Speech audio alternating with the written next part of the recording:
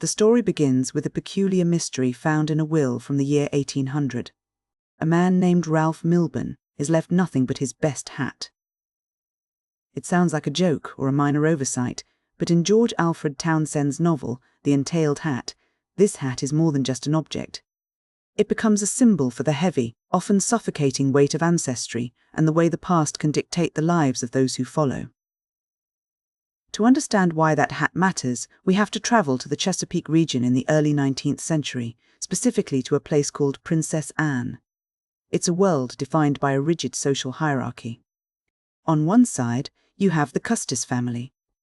They are the established aristocracy, the old money of the region. They own the land, they hold the prestige, and they carry themselves with a grace that comes from generations of stability. At the head of this family is Judge Custis, a powerful man whose reputation is as solid as the land he owns, though his finances are becoming increasingly precarious. On the other side, you have Meshach Milburn. Meshach is the embodiment of new money. He is a reclusive, incredibly wealthy financier, but he doesn't have the social standing the Custis family enjoys. He is a man driven by a very specific kind of resentment. He believes his ancestors were marginalized and looked down upon by the very families that now hold power. To compensate for this perceived slight, Meshach has spent his life accumulating wealth, not just for the sake of luxury, but as a tool for social retribution. He is also an eccentric, easily identified by his peculiar steeple-top hat, which makes him a target for ridicule among the high society he so desperately wants to join. As the story unfolds, the economic reality of the region begins to shift. The judge's investments in local iron furnaces have failed, and he finds himself drowning in debt. This is where Meshach's calculated patience pays off. He hasn't just been collecting money, he has been systematically buying up the judge's debts. He has effectively turned the most respected man in the county into his debtor, and in doing so, he has placed the judge's daughter, Vesta Custis, in a position of extreme vulnerability. Vesta is the heart of the Custis family's social standing. She is beautiful, intelligent, and deeply aware of the dignity her name carries. When Meshach approaches her, he doesn't offer a romantic courtship, he offers a transaction. He presents her with a brutal choice: marry him and settle her father's debts, or watch the Custis family fall into total ruin and disgrace. It's a moment of profound sacrifice.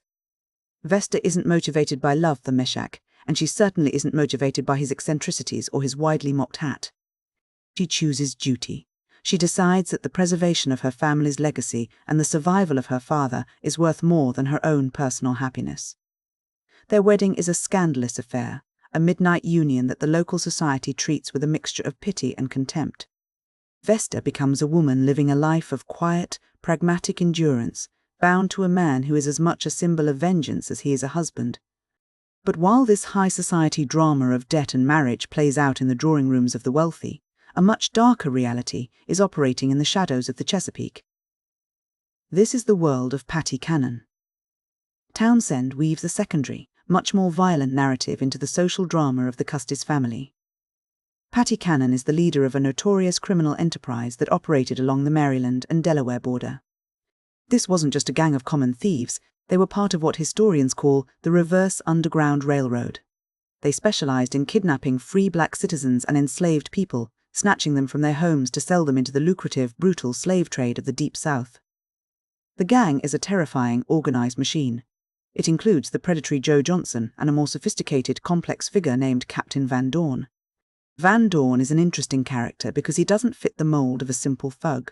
He is a man who operates in the grey areas of morality, sometimes showing flashes of empathy even as he participates in a trade built on human misery. The tension in the novel builds as these two worlds, the world of social standing and the world of criminal lawlessness, begin to collide. The violence of the Cannon Gang isn't just a distant threat, it's an active, predatory force that eventually disrupts the stability of the entire region. A series of violent encounters, including a failed raid on the Cowgill house and several brutal murders, forced the community to confront the extent of the lawlessness. The investigation into these crimes is led by men of integrity, like Jimmy Phoebus and the Reverend William Tilghman. As the law begins to close in, the criminal empire starts to fracture. The climax of this subplot is swift and grim. Captain Van Dorn is killed, and the legendary Patty Cannon is finally captured. In a final, defiant act of refusal to face the consequences of her actions, Cannon commits suicide by swallowing arsenic, choosing to die on her own terms rather than face the gallows. As the criminal chaos settles, we return to the personal arcs of our main characters to see how the dust has landed. The resolution for the Custis family is one of quiet, hard-won redemption. Judge Custis, broken by his financial failures and the scandal of his daughter's marriage, finds a sense of spiritual renewal and sobriety. He is no longer the man he was at the start of the story, but he has regained a measure of his soul. Vesta, through her immense sacrifice, has successfully protected her family's legacy. She has navigated the impossible space between duty and desire, ensuring that the Custis name survives, even if it carries the mark of her marriage. Then there is Meshach Milburn. His journey was one of seeking legitimacy through power, but by the end he finds a different kind of peace. He faces his own financial decline, but the driving force of his life, that hunger for social vengeance, seems to have dissipated. When he finally dies, he is buried with his entailed hat. That final image is the key to the whole book. The hat, which once represented the absurdity of his social climbing and the weight of his ancestors' grievances, is finally laid to rest. By burying the hat with him, the story suggests that the entailment, that heavy, inescapable burden of the past, has finally been broken. The descendants are released from the cycle of vengeance and the need to prove themselves against a history that no longer has power over them.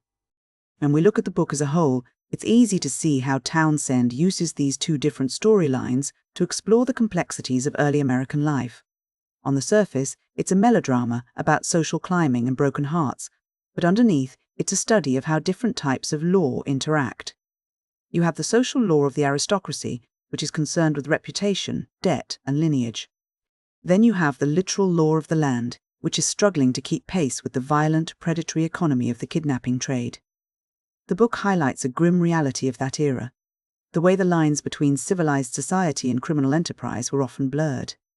The wealth of the old money families was often built on the same economic foundations that fueled the slave trade, creating a society where the high-minded ideals of the courtroom existed alongside the brutal, organized kidnapping rings in the woods.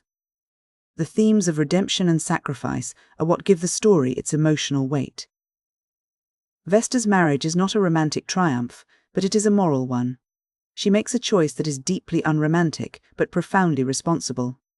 Her story suggests that true dignity isn't found in avoiding scandal, but in having the strength to endure it for the sake of others. Ultimately, The Entailed Hat is a story about the things we inherit. We inherit our names, our debts, and our social positions, and we often feel compelled to live up to or rebel against them.